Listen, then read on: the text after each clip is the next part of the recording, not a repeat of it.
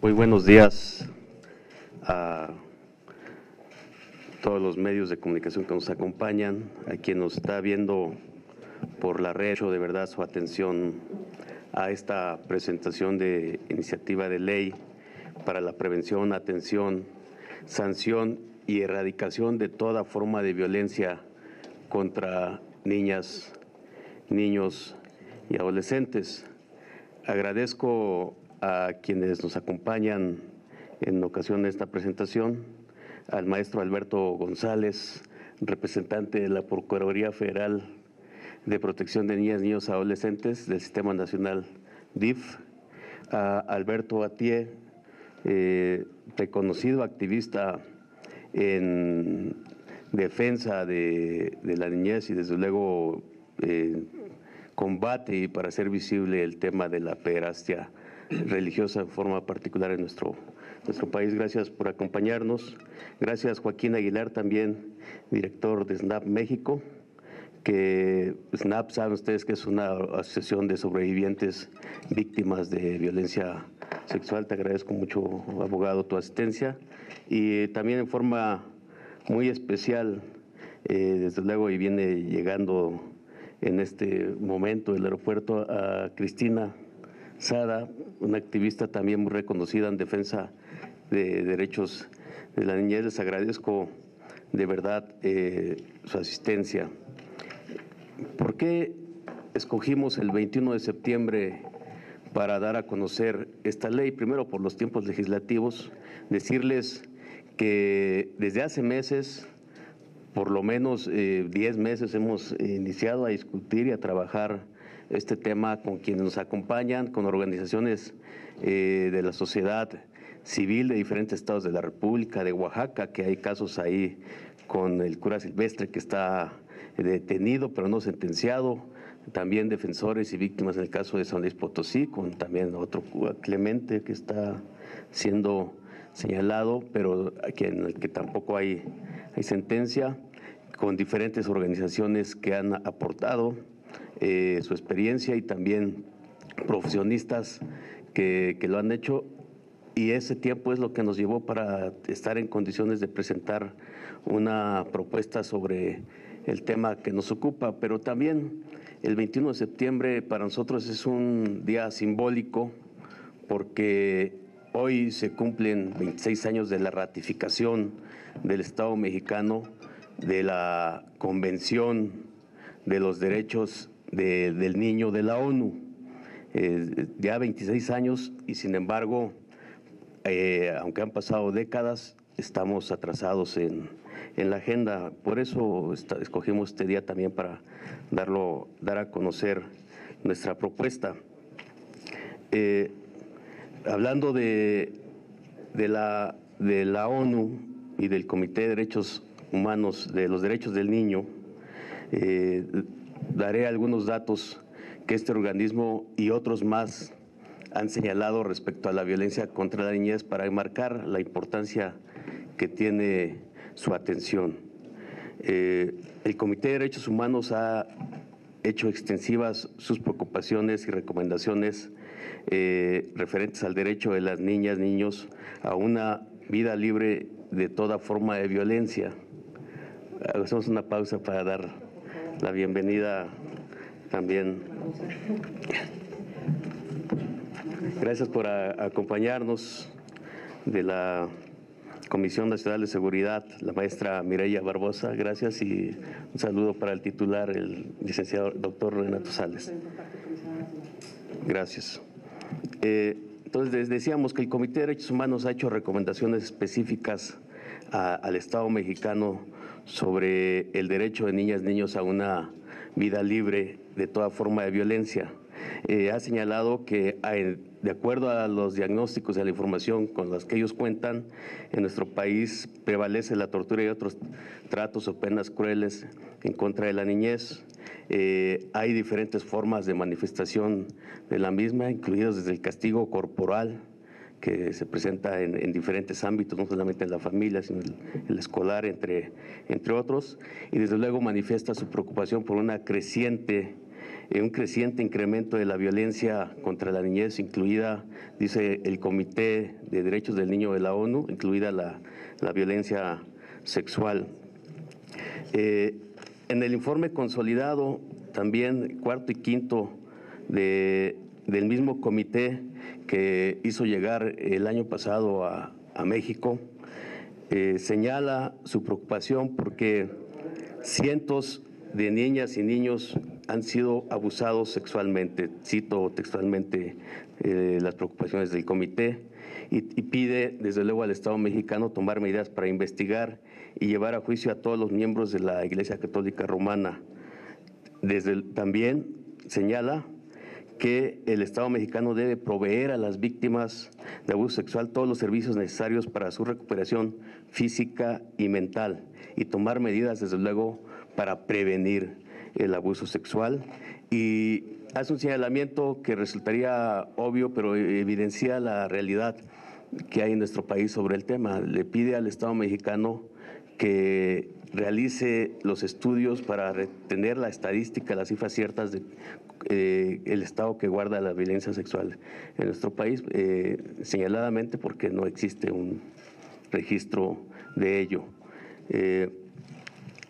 Otro aspecto de la violencia contra los niños es lo que las bandas organizadas, el crimen organizado a nivel global ha generado alrededor de ello y que han hecho de la violencia un negocio.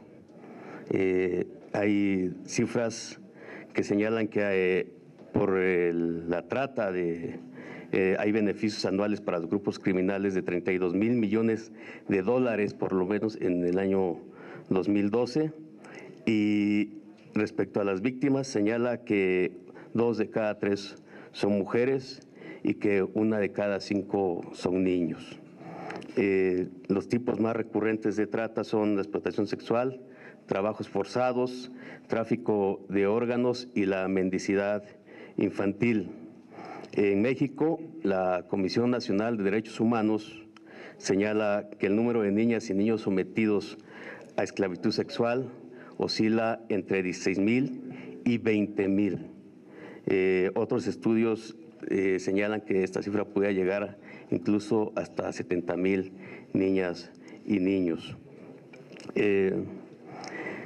Estas cifras y otras que les señalaremos más adelante nos indican que la violencia contra la niñez se da en todos los ámbitos territoriales, pero también en todos los ámbitos sociales, desde el hogar, el lugar de residencia de la niñez, se da en cualquier lugar, se da en todas las clases sociales, se presenta en ambos sexos, en todas las razas, se presenta también en cualquier nivel educativo y también, desde luego, en cualquier grupo cultural o también en cualquier grupo religioso. De ello da cuenta los resultados de la consulta infantil y juvenil levantada por el Instituto Nacional Electoral en el 2015, en donde, por señalar algunos datos concretos, niños de 6 a 9 años, el 12% señala que en su familia son golpeados, 11% dice que son ofendidos por maestras o maestros y el 25% se siente inseguro en la calle. De 10 a 13 años, por señalar también algunos datos duros en este sentido, los niños nos están diciendo que 60% no se siente seguro al caminar en la calle, que el 9% han sufrido violencia física en su casa, el 15% en la escuela y el 11% en la calle. La misma consulta levantada por el INE señala que han sido víctimas de violencia emocional en casa 6.6%, en la escuela 20% alrededor y en la calle el 12%. Y quienes manifiestan que han sufrido violencia sexual En la escuela ha sucedido, lo señalan 3%, en la calle igual 3%, y también desafortunadamente en los hogares una cifra similar se está presentando. Es decir, la violencia sexual se da en todos los ámbitos, desde la casa, la calle, las escuelas, las iglesias, en otros lugares. La misma consulta reporta de 14 a 17 años que han sufrido violencia 20% de quienes participaron en ella. ¿De qué tipo? Física 44%, verbal 67%, psicológica 33% y sexual 11.6%. Son datos que nos reporta el INE, que dan cuenta de la transversalidad y dónde está presentando la violencia contra la niñez.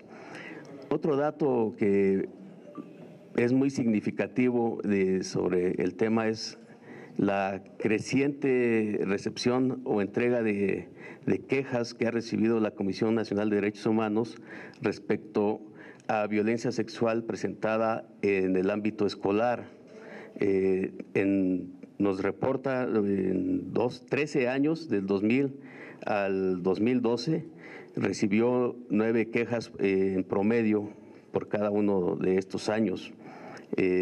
Y tan solo en 2013 y 2014 recibió 41 por año, es decir, 82 en ambos años. Hay un crecimiento exponencial, y esto preocupó incluso a la Comisión a tal grado que expidió la recomendación número 21 en el año 2014 para la que la Secretaría de Educación Pública emitiera protocolos y campañas de prevención sobre este fenómeno que iba creciendo, decía, preocupante y dolorosamente en las escuelas.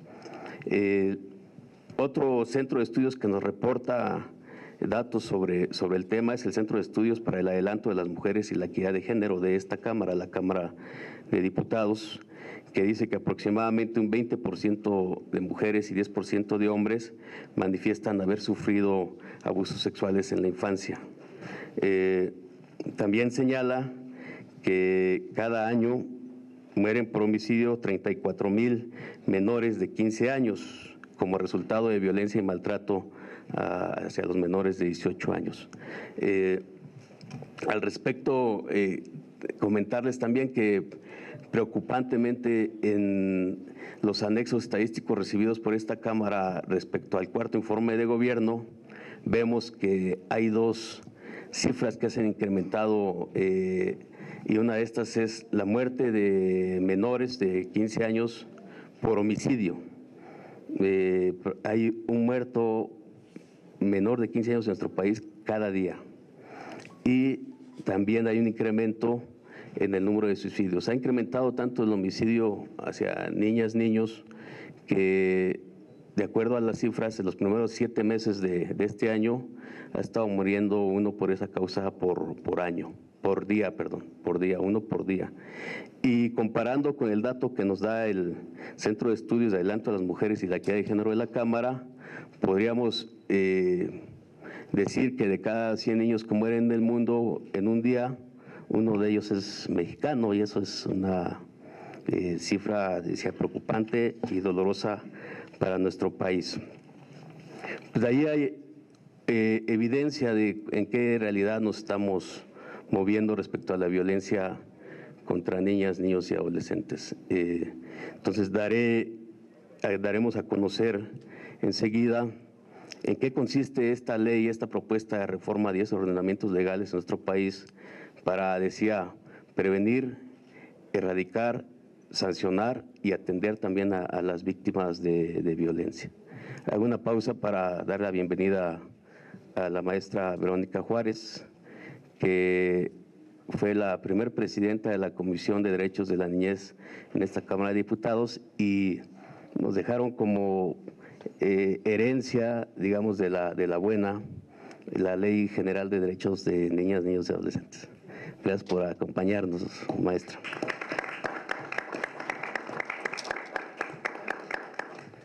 Las iniciativas que estamos presentando, les pediré paciencia, que nos está observando, sobre todo a los medios también, son 10 reformas.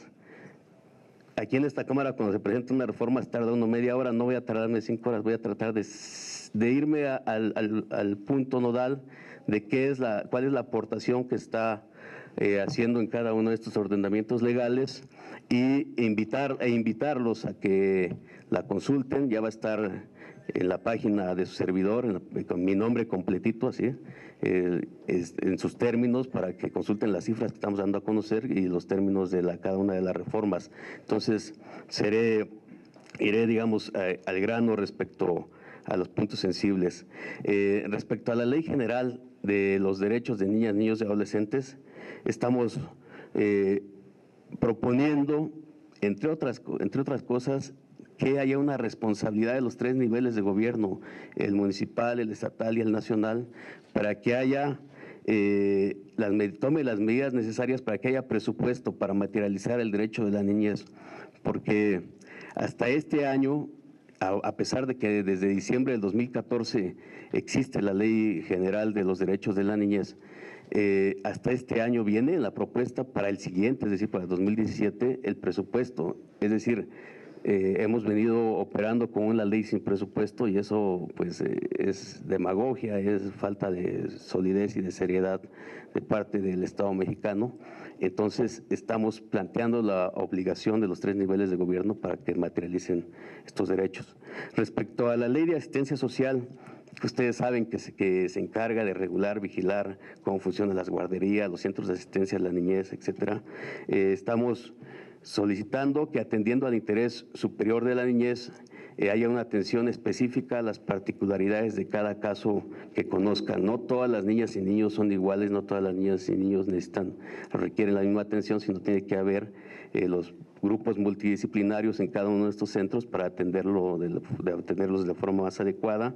Así también estamos proponiendo que haya supervisiones periódicas de estos centros, porque no las hay, y nos enteramos de tragedias como Casitas del Sur, Mamá Rosa, hasta que suceden y no hay prevención. Entonces tiene que haber una obligación legal para que haya supervisiones periódicas y desde luego la obligación, que debe ser natural, pero luego los funcionarios son muy cuadrados y dicen, no reporté porque la ley no me obliga, pues la obligación de reportarlo a las autoridades correspondientes en caso de que detecten algún ilícito, algún delito en contra de la niñez, o desde luego alguna falta de otro tipo administrativo, de protección civil de cada uno de estos centros.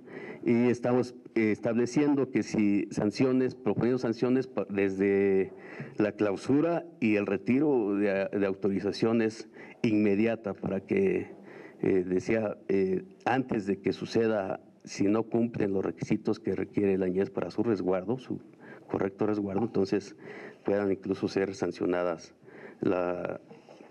los centros que se encargan de su resguardo.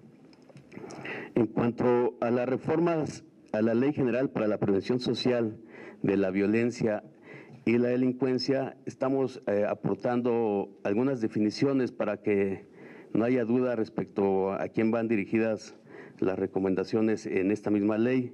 Estamos identificando que debe haber responsables directos e indirectos de la violencia.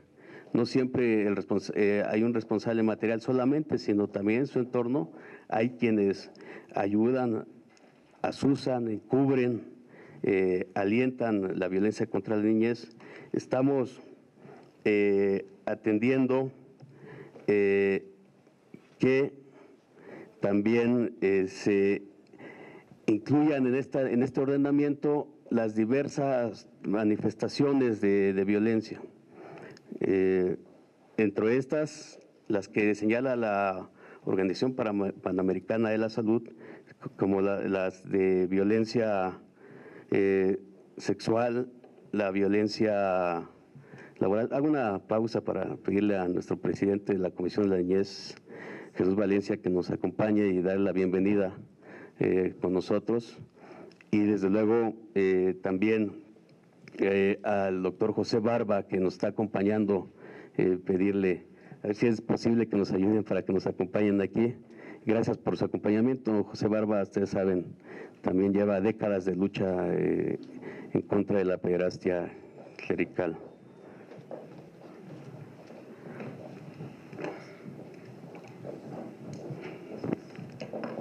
Muchas gracias. Está bien. decía que la Organización Panamericana de la Salud localiza las siguientes formas de violencia: la psicológica, la física, la patrimonial, la económica, la sexual, y estas las estamos retomando en la Ley General de la Prevención Social de la Violencia y la Delincuencia. Respecto a la Ley de Asociaciones Religiosas y Culto Público, lo que estamos estableciendo, además de, considerando que debemos de proteger el interés superior de la niñez, la obligación de informar de manera inmediata a las autoridades competentes para conocer de conductas delictivas. Sabemos, aunque no es la materia de esta presentación y de estas leyes, que las propias iglesias tienen sus métodos y sus recomendaciones que le informan al superior jerárquico, pero no informan a la autoridad civil. Tiene que haber la obligación de ello, y de lo contrario tiene que haber sanciones si no lo hacen, por que se presentan otros delitos como el de la omisión, en el caso de no reportarlo, o incluso el encubrimiento. Entonces, en función del daño ocasionado y de la reincidencia de ello, en la Ley de Asociaciones Religiosas y Culto Público estamos proponiendo sanciones a las iglesias que caigan en estas omisiones, y esas pueden llegar hasta la suspensión y la cancelación del registro. Es lo que estamos proponiendo en la Ley de Asociaciones de Culto. En la Ley del Servicio Exterior Mexicano estamos exigiendo la actuación de oficio en función del interés superior de la niñez. Hay situaciones en que esperan hasta que haya alguna recomendación o una comunicación burocrática o administrativa y no actúan. Entonces estamos exigiendo que haya una actuación de oficio de todos los consulados mexicanos al respecto, en cuanto detecten a un niño solo, no acompañado, o en situaciones en las que está siendo víctima de algún tipo de violencia. Respecto a la Ley Federal contra la Delincuencia Organizada, estamos incorporando desde luego los delitos de naturaleza sexual en contra de menores, y también planteando la imprescriptibilidad de los mismos. No debiera de sorprendernos, pero hay casos, algunos nos ha comentado incluso la procuradora del DIF, en donde participa un delincuente violando al niño, y después son dos y son tres en el mismo lugar, en el mismo centro social o educativo, etcétera, y no está considerado en la Ley Federal contra la Delincuencia Organizada. Pues nosotros estamos incluyendo, y también su imprescriptibilidad, que es algo importante. Respecto a la Ley General para prevenir, sancionar y erradicar los delitos en materia de trata de personas y para la protección y asistencia a las víctimas de estos delitos, además de armonizar el interés superior de la niñez, estamos señalando que en el caso de menores de 12 años, la reparación del daño sea solicitada por la madre o padre, tutor o tutora, o la persona que ejerza la patria potestad, guarda y custodia, o persona adulta de su confianza. Y en el caso de los de 12 y menores de 18, que puedan solicitar por sí o por persona adulta de su confianza la reparación del daño. Y también señalando que se aplique supletoriamente la Ley General de Víctimas para otras hipótesis que se manejan al respecto. Ya vamos en el ordenamiento 9, son 10, entonces Código Penal Federal. En el Código Penal estamos estableciendo la equiparación del delito de encubrimiento al del delito de violación mismo, y por lo tanto estableciendo y proponiendo las mismas sanciones. Esto va dirigido a una situación social. La ley siempre tiene que obedecer a fenómenos sociales, no estamos inventando situaciones. Se está presentando mucho en nuestro país el encubrimiento, tanto en centros educativos. Ustedes han conocido, por ejemplo, el del Jardín de Niños Matatena, en donde la esposa, que era a la vez la dueña, y encubría al director, y pues señalan como responsable al responsable del material, pero también hay una serie de encubrimientos. Entonces, lo que se trata de aquí es equipararlo también, para que sepan quienes lo alientan o lo encubren, que también hay sanciones al respecto, y agregando la mitad de la pena adicional para quien tiene un estatus jerárquico superior, que también se presenta mucho en la Iglesia Católica, en las que el obispo se entera y en lugar de reportarlos o de remitirlos a la autoridad civil, pues los cambian de iglesia, los mandan a otro estado, incluso a otro país, como algunos casos que ya nos señalarán enseguida. Entonces sí estamos proponiendo que se atienda esta situación. Y desde luego estamos planteando también, decía, no solamente elevar las penas, sino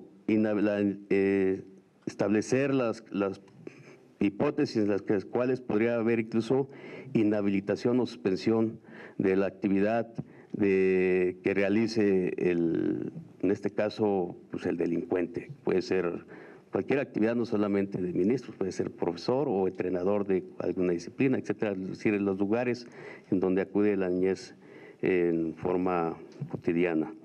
Estamos proponiendo también aumentar las penas para el delito de pornografía, que es un fenómeno que ya está presentando. Hemos atendido recomendaciones y aportaciones de diferentes especialistas en el tema, incluso el Sistema Nacional de nos hicieron el favor de hacer algunas aportaciones y las estamos retomando para tipificarlo de acuerdo a cómo está presentando no solo en el país, sino a nivel internacional, a nivel global.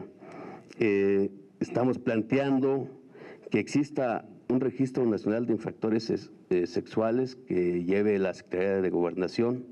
Eso hay que decirlo, hay quien dice, pues es como estigmatizar al delincuente, pero yo digo, es como proteger a la niñez y ponerla por encima de todo interés de un delincuente o una delincuente. Entonces, lo estamos proponiendo, desde luego es algo debatible, pero me parece más importante saber dónde están, a exponer a la niñez a que sigan conviviendo con ellos.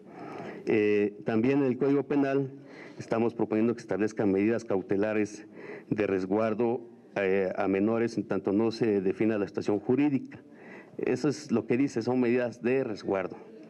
Y eso va desde este tipo de señalamientos hasta cuando hay algún conflicto entre los padres y hay dudas de que puedan estar en condiciones, o con quién pueden estar en mejores condiciones, pues la autoridad tiene que actuar y es lo que estamos proponiendo en el Código.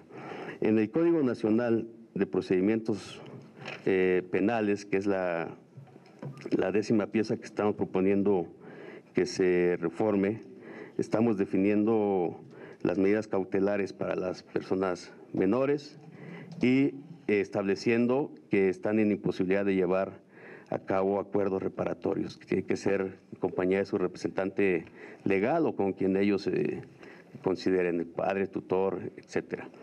Pues son algunas de las propuestas, son las propuestas específicas. Les decía que ya está publicado en la página de internet para quien quiera atender la letra de cada una de ellas, y lo que se pretende pues es, como lo ilustran los datos, las evidencias estadísticas que hemos dado a conocer y que algunos ya conocen al principio de esta conferencia, es nuestra aportación para actuar y revertir el panorama sombrío y delicado, preocupante que enfrenta nuestra niñez.